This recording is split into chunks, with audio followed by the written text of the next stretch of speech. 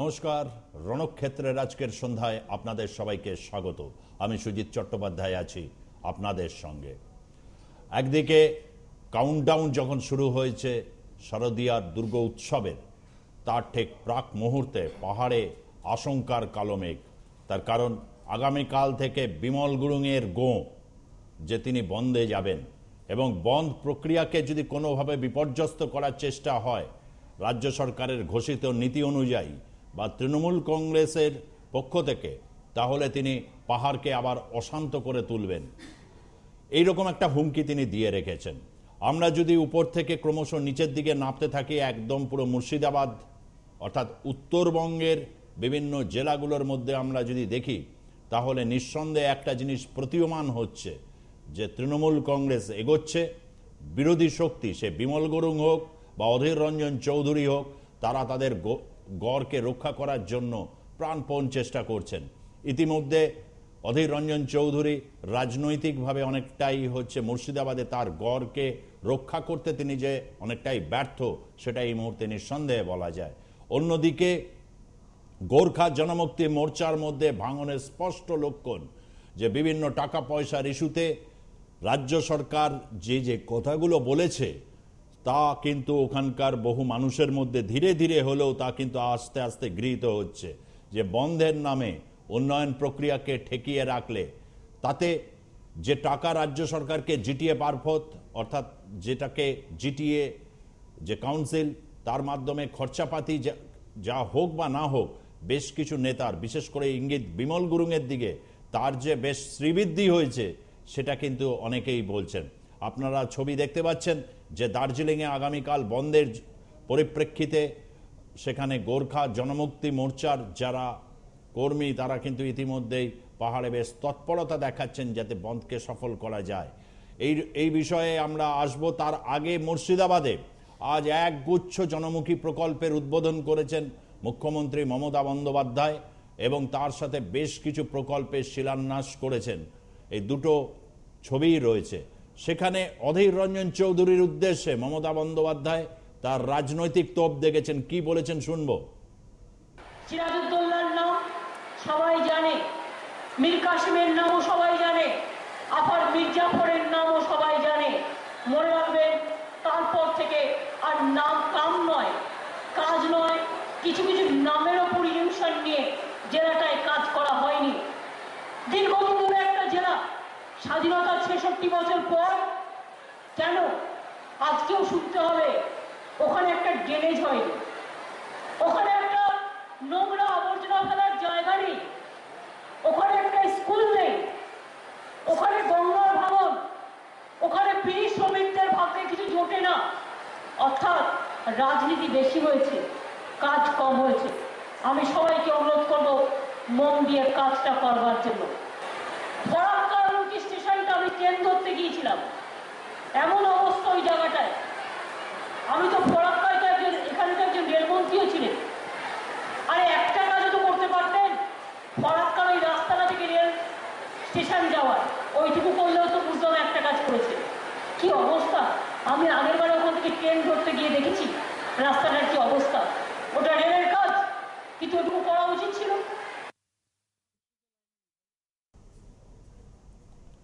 গোটা পরিস্থিতি আমরা পর্যালোচনার মধ্যে দিয়ে যাব। প্রথমে আমরা শুনলাম রাজ্যের মুখ্যমন্ত্রী এবং তৃণমূল কংগ্রেস সুপ্রিমো পরিষ্কারভাবে মুর্শিদাবাদ জেলায় তিনি যে বক্তব্য রেখেছেন, একেবারে সরাসরি অধীর রঞ্জন চৌধুরীর দিকে। রাজনীতি বেশি হয়েছে, কাজ হয়নি।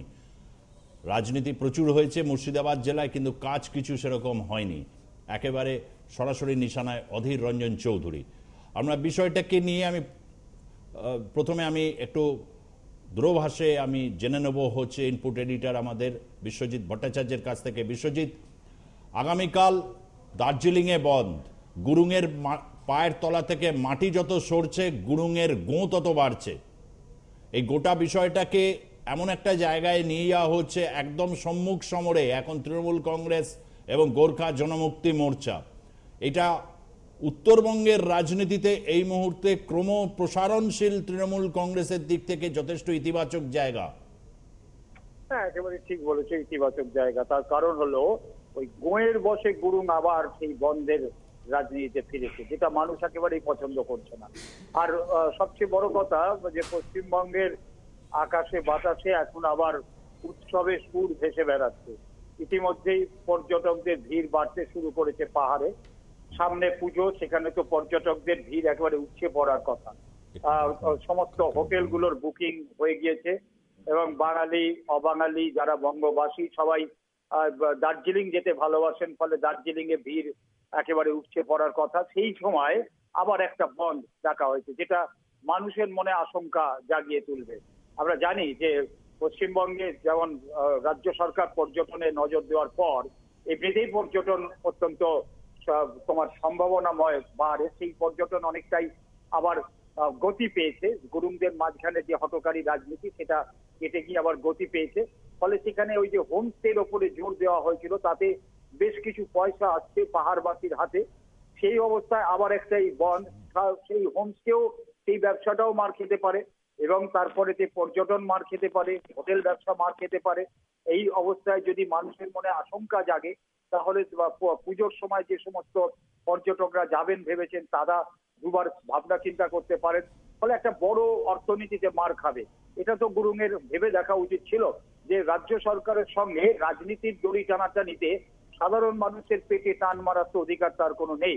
আমার মনে হয় যেভাবে ওই গুরুং যেটা ভাবছেন, তুমি যেটা বললে যে পায়ের তলায় মাটি হারিয়ে আবার একটা মোড় ধরে বন্ধ দেখে কিছুটা জনসমর্থন আদায় করতে পারবে, এটা আমার মনে হয় বুমেরাং হয়ে যাবে। ধন্যবাদ বিশ্বজিৎ ভট্টাচার্য। অর্থাৎ কোথাও এটা বুমেরাং হতে চলেছে কিনা এটা একটা বড় প্রশ্ন। যদি বুমেরাং হয় তাহলে বলা যেতে পারে সর্বনাশ বিমল গুরুংয়ের, পৌষ মাস তৃণমূল কংগ্রেসের। আমি এই মুহূর্তে রয়েছেন সুমন বন্দ্যোপাধ্যায়, রয়েছেন অধ্যাপক সুমন বন্দ্যোপাধ্যায়, স্বাগত জানাচ্ছি আপনাকে। রয়েছেন সৌম্য আইচ রায়, কংগ্রেস নেতা, স্বাগত আপনাকে। যোগ দিচ্ছেন ডাক্তার ফুয়াদ আলিম, সিপিআইএম নেতা। সৌম্য আইচ রায়, কংগ্রেস নেতা, কি বলবেন যে বুমেরাং হবার মতো পরিস্থিতি কিন্তু তৈরি হয়েছে, পায়ের তলা থেকে মাটি সরছে বিমল গুরুং, আর তত তার গোঁটা কিন্তু তিনি ছাড়তে পারছেন না। সৌম্য আইচ রায়, আপনাকে একটা কথা বলি, আজকে মানে প্রসঙ্গটা অত্যন্ত প্রাসঙ্গিক, যে এটা বলতে হবে যে 1980 সাল থেকে যখন আন্দোলন শুরু হয় 1988 সাল পর্যন্ত প্রায় 23 বছর একটা আন্দোলনের রূপরেখা দিয়েছিল, গোর্খা হিল কাউন্সিল তৈরি হয়েছিল। তারপরে দেখবেন আপনি লক্ষ্য করে যে এই বিমল গুরুংরা প্রায় 2011 সালের আগে 2007 সাল থেকে আন্দোলন শুরু করে ওদের যেটা ইস্যুটা ছিল সেটা ওরা মানুষকে বোঝাতে চেয়েছিল যে আমরা গোর্খাল্যান্ডের দাবি থেকে সুভাষ ঘিসিংরা সরে গেছে, আমরা তোমাদের দাবি দাওয়াকে মানুষের সামনে তুলে ধরবো এবং তোমাদের দাবি দাওয়া আদায় করব। ঠিক সেই ডিফ্যাকশনের উপর দিয়ে কিন্তু 2007 সালের পর থেকে আপনি লক্ষ্য করে দেখবেন যে এরা কিন্তু 2011 সালে 18 জুলাই পিন্টেল ভবনে, পিন্টেল হোটেলে এই চুক্তিটা স্বাক্ষর হলো জিটিএ। আমার বক্তব্য হচ্ছে একটা জায়গায় দেখুন, বন্ধ, আমি বন্ধের বিরোধিতা করছি না, বন্ধ একটা রাজনৈতিক দলের বিরোধিতার একটা অঙ্গ। বিরোধিতা সেটা কখনোই নন ভায়োলেন্টই হবে, কখনোই সেটা ভায়োলেন্সে যাবে না, আমি এটা বিশ্বাস করি। কিন্তু কথা হচ্ছে মূল প্রসঙ্গ যেটা, মূল অসুবিধার জায়গা যেটা, সেই জায়গাটা আমাদের বোধহয় আসতে হবে, আলোচনার বিষয়বস্তু। কি এমন ঘটনা ঘটলো আপনি বলুন তো? 2011 সালের 18 জুলাই আর আজকে হচ্ছে 2016 সালের 26-27 তারিখ, একটা বছরের প্রায় শেষের দিকে, প্রায় 4 বছরের মাথায় কি এমন ঘটনা ঘটলো যে একটা পলিটিক্যাল ডিফেকশন দুটো দলের মধ্যে হয়ে গেল, দুটো দলের মধ্যে আন্ডারস্ট্যান্ডিং রইল না। একটা রাজ্য সরকারের সাথে একটা অটোনোমাস, সেমি অটোনোমাস বডি, যে সেমি অটোনোমাস বডিকে একটা স্পেশাল পাওয়ার দেওয়া হয়েছে। স্পেশাল পাওয়ার দেওয়া হয়েছে কি? স্পেশাল পাওয়ার ফর তারা শুধুমাত্র লেজিসলেটিভ ছাড়া বাকি সমস্ত কিছু কাজ করতে হবে, অ্যাডমিনিস্ট্রেটিভ, ফিনান্সিয়াল। তাহলে আমার বক্তব্য হচ্ছে টাকা খরচা করতে পারেনি, মানে টাকাটাকে অন্য খাতে, যেটা মুখ্যমন্ত্রী বলেছেন, এটা কি খুব অযৌক্তিক কথা বলেছেন? আমি অযৌক্তিক ব্যাপারে যাচ্ছি না। আমি প্রথমে জানতে চাইছি যে টাকা যদি খরচা না করতে পারে তাহলে তাটা অডিটরের রিপোর্ট আছে, সেই রিপোর্টটা সামনে আসা উচিত। আমরা তো জানতে চাইছি রাজ্যের বিরোধী দলের একজন কর্মী হিসেবে, আমরা জানতে চাইছি তাহলে জিটিএ চুক্তির যে সমস্ত, উনি যেটা বলছেন যে প্রায় 2000 কোটি টাকার উপরে উনি দিয়েছেন, আর বিমল গুরুংরা বলছেন না, তো তার এই জায়গাটা জানতে পারছি কোথায় একটা সুর কাটছে। আমার বক্তব্য হচ্ছে যে দার্জিলিংয়ের পাহাড়ে 3টে সাব ডিভিশন, সেই 3টে সাব ডিভিশনের মানুষ আজকে যে সমস্ত পরিস্থিতির মধ্যে রয়েছে তার উন্নতি কেন হলো না, এটার দায় কিন্তু রাজ্য সরকার এড়াতে পারে না। কারণ এই জিটিএ, সৌম্যবাবু একটা প্রশ্ন তার সাথে আসে, ধরুন মুর্শিদাবাদ থেকে শুরু করে একেবারে দার্জিলিং অবধি বিরোধী রাজনীতি কোনোভাবেই মানুষকে, ওখানকার একটা সংখ্যাগরিষ্ঠ মানুষকে আকৃষ্ট করতে পারছে না, এবং হচ্ছে কেউই গড় ধরে রাখতে পারছেন না। এটা এটা এটা কি এক ধরনের রাজনৈতিক বিরোধীদের দেউলিয়াপনা? না, এটা আপনি যে পয়েন্টটা বলেছেন, আমি আপনার সাথে এই জায়গাটায় আপনার দেখার এটা দৃষ্টিভঙ্গির ব্যাপার আছে। আপনি দেখছেন যেভাবে, সেভাবে আপনি বলতেই পারেন। আপনি একজন বিদগ্ধ সাংবাদিক, বহু পুরনো সাংবাদিক, আপনি এভাবে বলতেই পারেন। কিন্তু একটা জিনিস ভাবুন, নির্বাচন হয়েছে কতদিন? 4 মাস অলমোস্ট। আপনি বলুন নির্বাচনের আজকের ফলের বাস্তবিক পরিস্থিতিটা কি? আপনি বলছেন বিরোধীদের ওপর মানুষ ভরসা করতে পারেনি। 2,15,00,000 মানুষ বিরোধীদেরকে ভোট দিল। আপনার আলোচনা হতে পারে, এ নিয়ে বিতর্ক হতে পারে, বিবাদ হতে পারে, কিন্তু 2,15,00,000 মানুষ বিরোধী দলের ভোট দিল। এবং আরও একটা দল যাদেরকে ট্রায়াঙ্গুলার ফাইটের কথা যদি ধরেন, তাহলে আরেকটা দলও প্রায় 54 লক্ষ ভোট পেল। দুটো ভোটকে যদি আপনি একসঙ্গে করেন, তাদের 2,69,00,000 ভোট পেয়েছে। আর সরকারি দল যারা ভোটের জিতে, তাদেরকে অসংখ্য অভিনন্দন, তারা 211টা সিট নিয়ে এসছে পশ্চিমবাংলায়, তারা পেয়েছে 2,45,00,000 vote. What is the difference? আপনি বলুন তো। তাহলে আপনি রাতারাতি বলবেন যে বিরোধীকে নস্যাৎ করছে। এটা যেভাবে, যে পদ্ধতিগতভাবে হচ্ছে, সেই পদ্ধতিটার আমি বিরোধিতা করছি। আমি আসছি অধ্যাপক সুমন বন্দ্যোপাধ্যায়। পদ্ধতিগতভাবে যেটা বলতে চাইছেন সৌম্য রায় বা অনেক বিরোধী শিবির থেকে যেটা আসছে, এমনকি বিমল গুরুংয়ের জায়গা থেকেও আসছে, সেটা হচ্ছে যেন তেন প্রকারেণ। একদিকে তো নিঃসন্দেহে একটা উন্নয়নের জোয়ার তোলার চেষ্টা করছেন, যেটা একটা হাতিয়ার হচ্ছে, কিন্তু তার সাথে হচ্ছে রাজনৈতিকভাবে কোণঠাসা করে দেওয়ার যে প্রক্রিয়া, সেটা গণতন্ত্র সম্মত হচ্ছে না, যে কারণে কিন্তু পাহাড়ে আবার একটা ঘনীভূত মেঘ। ভবিষ্যতে উত্তরবঙ্গে কোন দিকে পরিস্থিতি বাঁক নেবে, এটা কিন্তু খুব গুরুত্বপূর্ণ। তার কারণ পুজোর প্রাককালে দার্জিলিংয়ে বন্ধের এই আহ্বানটা কিন্তু একদম ফেলে দেওয়ার মতো বিষয়টা নয়। এই পরিপ্রেক্ষিতে এই প্রশ্নটা স্বাভাবিকভাবে আসে বই কি, সুমন বাবু? না, প্রাইমারিলি সৌম্যবাবু কি বলতে চাইলেন আমি বুঝতে পারলাম না। অ্যাকচুয়ালি উনি গোর্খাল্যান্ডের যে আন্দোলন, সেই আন্দোলনকে সমর্থন করেন কিনা, বা 1988 থেকে ডিজিএইচসির কথা বললেন, সেই 1988 থেকে 2011 মে মাসের আগে পর্যন্ত যেভাবে সেই ডিজিএইচসি চলেছে, অর্থাৎ এই জিটিএ তৈরি হওয়ার আগে পর্যন্ত, সেগুলোকে সমর্থন করেন কিনা, এবং পাহাড়ের যে সামগ্রিক অনুন্নয়ন, সেই অনুন্নয়নকে যদি সমর্থন করেন, তাহলে তো ওনাদের যে জোটের যিনি সঙ্গী রয়েছে, সেই সিপিআইএম বা বামফ্রন্টের নেতৃত্বে যেভাবে সেই সময় মানে প্রায় ওপেন হ্যান্ড দিয়ে দেওয়া হয়েছিল সেই সময়কার নেতাদের, এবং তার ফলে যেভাবে অনুন্নয়ন পাহাড়ের বিভিন্ন অংশে গ্রাস করেছে, সেটাকে যদি উনি সমর্থন করেন, সেক্ষেত্রে আমার কিছু বলার নেই। কারণ এটা তো ঘটনা যে, দেখুন, যাদের সঙ্গে উনি জোট করেছেন তারাই তো গোর্খাল্যান্ডের এই দাবিটা প্রথম তারাই করেছিল। আপনার নিশ্চয়ই স্মরণে আছে যে 1947 সালে অবিভক্ত কমিউনিস্ট পার্টির নেতা রতনলাল ব্রাহ্মণ, তিনি জওহরলাল নেহরুর সঙ্গে দেখা করেছিলেন এবং দেখা করে গোর্খাল্যান্ডের কথা প্রথম বলেছিলেন। ফলে সেই গোর্খাল্যান্ডের দাবিকে আজকে কংগ্রেস সমর্থন করে কিনা, এই কথাটাও ভাবতে হবে। এবং এটাও তো আমরা জানি যে যখন গোর্খাল্যান্ডের আন্দোলন চলছে, মানে 2007 পরবর্তী অধ্যায়ে, প্র্যাকটিক্যালি পাহাড়ে তো গণতন্ত্র ছিল না, পাহাড়ে কোনো গণতান্ত্রিক পরিস্থিতি ছিল না, এবং সেটা একটা দলের আন্দোলনে পরিণত, মানে আন্দোলন চলেছিল। সেই আন্দোলনের ভয় কিন্তু সেই সময় কোনো দলের পক্ষে পাহাড়ে কোনো রকম রিপ্রেজেন্টেশন পাঠানো সম্ভব হয়। আপনি কি সুমনবাবু নিশ্চিত কালকে যে বনটা যেটা ডেকেছে, সেই বনদের ক্ষেত্রে এবার গোর্খা জনমুক্তি মোর্চা তারা যথেষ্ট পরিমাণে সফল হতে পারবে কি পারবে না? গোর্খা জনমুক্তি মোর্চা সফল হতে পারবে না, এটা তো বুঝেছেন যে খুব স্বাভাবিকভাবে জিটিএ তৈরি করার পরবর্তী পর্বে পাহাড়ের সঙ্গে মানে মূল পশ্চিমবঙ্গ রাজ্যের যে যোগাযোগ, সেই যোগাযোগটা আরো তো নিবিড় হয়েছে। মুখ্যমন্ত্রী কতবার পাহাড়ে গেছেন আপনি ভেবে দেখুন।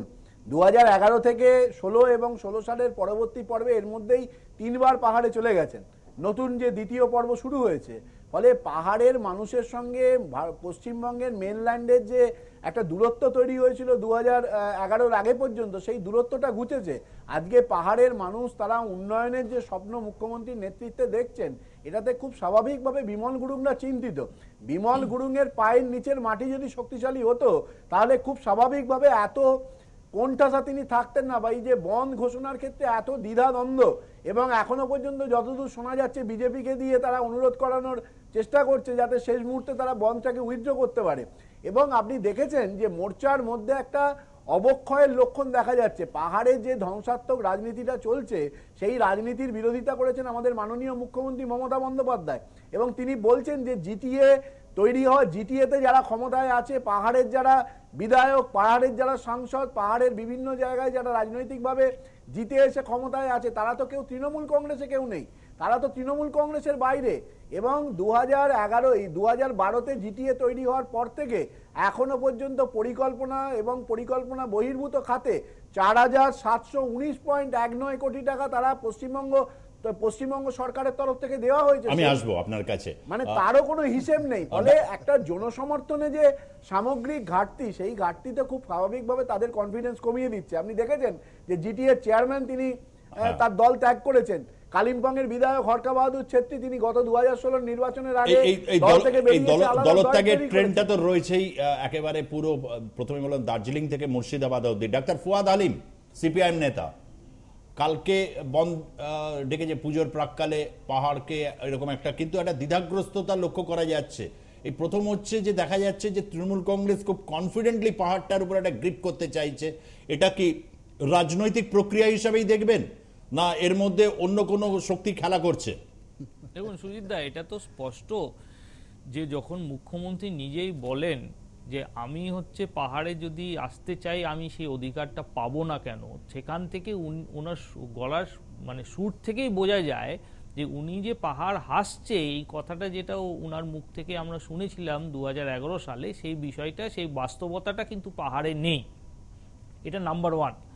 দ্বিতীয় যেটা আছে, এই বিভিন্ন হিসেব নিকেশগুলো দেওয়া হচ্ছে, আমি এত টাকা দিয়েছি, আমি এত টাকা পাইনি ইত্যাদি সবটাই, কিন্তু যেটা হচ্ছে বিধানসভায় হচ্ছে পরিবেশিত যে ডকুমেন্ট, সেই ডকুমেন্টে আমরা বুঝতে পারছি যে 2014-15 321 কোটি টাকা যেটা বরাদ্দ ছিল হিল অ্যাফেয়ার্স যে মানে যে হেডের আন্ডারে, সেটা হচ্ছে 2016-17-তে কমিয়ে 222 কোটি টাকা বরাদ্দ করা হয়েছে।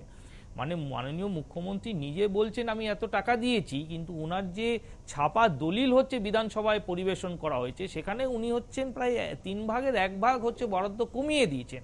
ফলে উনি কোন কথাটা কোথায় বলবেন, কোন কথাটা কিভাবে বলতে হয়, তার যে স্ট্যান্ডিং ডকুমেন্ট, সেই ডকুমেন্টগুলো কোনোটাই মিলছে না।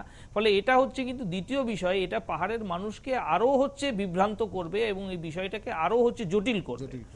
3 নম্বর যে ব্যাপারটা আছে সেটা আমাদেরকে স্পষ্ট বুঝতে হবে কি অদ্ভুতভাবে ওখানকার যে এমপি আছে সেটা ভারতীয় জনতা পার্টি, এই গোটা প্রক্রিয়ার মধ্যে ভারতীয় জনতা পার্টি নীরব। কি অদ্ভুতভাবে তৃণমূল এবং ভারতীয় জনতা পার্টি একটা হচ্ছে সুকৌশলভাবে একটা ওখানে মানে একটা তালমেল করেছে, নিজেদের মধ্যে একটা হচ্ছে যুগলবন্দি করেছে। সেখানে দাঁড়িয়ে তৃণমূল এক জায়গায় হচ্ছে এক অবস্থান নিয়েছে এবং সেই ক্ষেত্রে হচ্ছে বিজেপি কিন্তু একেবারে নীরব এই বিষয়ের মধ্যে। ফলে এই জটিলতাটা হচ্ছে আরও বাড়বে। এখানে দাঁড়িয়ে হচ্ছে যারা ওখানকার মানুষ আছে তাদের কাছে যেই জিনিসটা পৌঁছানোর কথা সেই জিনিসটা পৌঁছচ্ছে না, তার একটা ওখানে রাগ আছে, সেই রাগের হচ্ছে তার প্রতিফলনকে সংগঠিত করা এবং নেতৃত্ব দেওয়ার জন্য বিভিন্ন শক্তিগুলো নেমে গেছে। এবং এই দুর্ভাগ্যজনক পরিস্থিতি যেটা হয়েছে ওখানে, তার হচ্ছে মূল জায়গাটা রয়েছে, আপনি যদি তৃণমূল কংগ্রেসের দলিলগুলো ঘাঁটেন, আপনাকে কোনো জায়গা হচ্ছে উত্তরবঙ্গ নিয়ে তৃণমূলের রাজনৈতিক দৃষ্টিভঙ্গি কি আছে তার একটা লাইন ছাপা অক্ষরে পাবেন না। ফলে আপনি হচ্ছে গতকালকে কি করতে চেয়েছিলেন, আপনি আগামীকাল কি করতে চাইছেন, আপনি আজকে কি করতে চাইছেন, এত জটিল একটা যে হচ্ছে পরিস্থিতি, তার সম্বন্ধে যারা হচ্ছে শাসক দল তাদের হচ্ছে একটা সুপরিকল্পিত, সুনির্দিষ্ট এবং সুচিন্তিত হচ্ছে বক্তব্য কোথাও পাওয়া যাচ্ছে না। এখানে দাঁড়িয়ে সবাই হচ্ছে কিন্তু নামিয়ে দিচ্ছে ওখানে দখল করার রাজনীতি, যেভাবে হচ্ছে আমাদের মুর্শিদাবাদ, মালদা ইত্যাদি তারা দখল করছে, সে একই কৌশল কিন্তু ওখানে নিচ্ছে এবং দুর্ভাগ্যজনকভাবে ওখানকার সাধারণ মানুষ কিন্তু এর প্রতিবাদ করবে। সেই প্রতিবাদের সৌম্যবাবু বলছিলেন বিভিন্ন ভাবে আমরা লক্ষ্য করতে পারি। 4 মাস আগে যে নির্বাচনের যে ভোট প্রাপ্তির হিসেব থেকে একটা তো বিরোধীদের ভোট পড়ে আছে, তারপর হচ্ছে অধীর রঞ্জন চৌধুরী থেকে শুরু করে এই মানে ডাক সাইডে লিডারশিপ রয়েছে, দীপা দাস মুন্সি থেকে শুরু করে উত্তরবঙ্গে বিভিন্ন তৎসত গড় কেন তাহলে রাখা যাচ্ছে না? সুজিত দা, না আমি একটু বলিনি সুজিত দা, এই সমুদায় যে কথাটা বলেছে তার সঙ্গে আমি যেই জিনিসটা আপনি প্রশ্ন সামনে নিয়ে আসছেন, সেখানে পার্টি, পুলিশ আর প্রশাসন এই যে পিপিপি মডেল যেটা তৃণমূল কংগ্রেস গ্রহণ করেছে, যে আমরা আগে হচ্ছে প্রলোভন দেব, প্রলোভনে যদি মানুষ না আসে তাদেরকে আমি প্রশাসন ছেড়ে দেবো ওদের পেছনে, তাতেও যদি না আসে তাহলে আমরা কিন্তু পুলিশ ছেড়ে দেবো ওদের পেছনে। বেশ, এই জায়গা থেকে আমি হচ্ছে সৌম্যবাবু, তৃণমূল কংগ্রেস তাদের এই বৃদ্ধি লাভ পিপিপি করছে। মডেলের বিরুদ্ধে একটা সার্বিক জোট কিন্তু সেখানে আপনাদের গড় রাখতে না গড়টা শুনুন, গড় রাখা অমুক তমুক সেগুলো রাজনীতিতে, দেখুন রাজনীতিতে আপনি আমাকে আমাদের দুজন নেতা চলে গেল বা দু চারজন এমএলএ চলে গেল, এটা হতেই পারে, কিন্তু আপনি ভোটার নিয়ে যাবেন আর 2,15,00,000কে অস্বীকার করে দেবেন, আর রাতারাতি আপনি বলবেন যে অধীরের গড় চলে গেল। দেখুন, আমি প্রথম কথা হচ্ছে সুমনবাবু একটা কথা আমি সম্মান জানিয়ে ওনাকে বলছি একটা কথা। উনি বললেন যে উনি বোধহয় একটু ভুল করছেন, যে আমরা কোনোদিনই গোর্খাল্যান্ডের দাবিকে সমর্থন করি না ভারতের জাতীয় কংগ্রেস হিসেবে। তাই আপনার স্মরণে জানিয়ে রাখি, 2012 সালের যখন চুক্তিটা হয় 18 তারিখে, সেই চুক্তিতে প্রধান কনফার্মিং পার্টি হিসেবে কেন্দ্রীয় সরকারের সেদিনকার গৃহমন্ত্রী সেদিন পি চিদাম্বরম ছিলেন। তো শুনে রাখুন, তো এই গোর্খাল্যান্ডের আন্দোলন আজকের আন্দোলন নয়। আমরা কখনোই বিমল গুরুং বা সুভাষ ঘিসিংয়ের এই তত্ত্বকে আমরা সম্মতি দিই না, কিন্তু আমার বক্তব্য হচ্ছে যে এই যে আগ্রাসনী নীতি, যে আজকে আপনি হরকা বাহাদুর ছেত্রীকে নিয়ে নিলেন, অমুককে, যেতেই পারে, একটা গণতন্ত্রে একটা লোক একটা দল থেকে পরিত্যাগ করে একটা দলে যেতেই পারে, কিন্তু যখন আপনি আদিবাসী পরিষদ এবং সমতল প্লাস সমস্ত জায়গায় যখন একটা ডিফারেন্সেস করছেন, আপনি যখন মনে করছেন যে একটা রাজনৈতিক দলের অস্তিত্বকে আচ্ছা, আপনি তো এত বছর এত বিদগ্ধ সাংবাদিক, এত পুরনো সাংবাদিক, আপনি বলুন তো, বিরোধী দলের রাজনৈতিক যদি কোনো এমএলএ বা এমপি সেই অঞ্চলে থাকে, সেখানে উন্নয়ন কি স্তব্ধ করা যায়? তাহলে ফিনান্সিয়াল ব্লকেট, কতগুলো পুরসভাতে পশ্চিমবঙ্গে ফিনান্সিয়াল ব্লকেট আছে, যেখানে শুধুমাত্র বিরোধী করার অপরাধে, বিরোধী দল থাকার অপরাধে সেখানে ফিনান্সিয়াল ব্লকেট, ফিনান্সিয়াল ডেভেলপমেন্ট কিচ্ছু হচ্ছে না, দেওয়া হচ্ছে না অনুদান। এটা কি খণ্ডন করতে পারবেন? এই অভিযোগটা কিন্তু স্পষ্ট, এবং এই অভিযোগটা নিঃসন্দেহে সুমনবাবু, এটা কিন্তু একটা রাজনৈতিক সংস্কৃতির প্রশ্ন। গণতন্ত্রের যেখানে বিস্তার বা সম্প্রসারণশীল গণতন্ত্রের কথা আমরা সবসময় বলি, সেখানে অনেকগুলো প্রস অ্যান্ড কনসের মধ্যে এই প্রশ্নটা কিন্তু রয়েছে। এবং পিপিপি মডেল, এই মানে যেটা ফুয়াদ্দা বললেন, এটা খুব ইন্টারেস্টিং। এ বিষয়ে আপনার বক্তব্য শুনবো। একটা ছোট্ট বিরতি নিচ্ছি, বিরতির পর আবার ফিরছি, সঙ্গে থাকুন।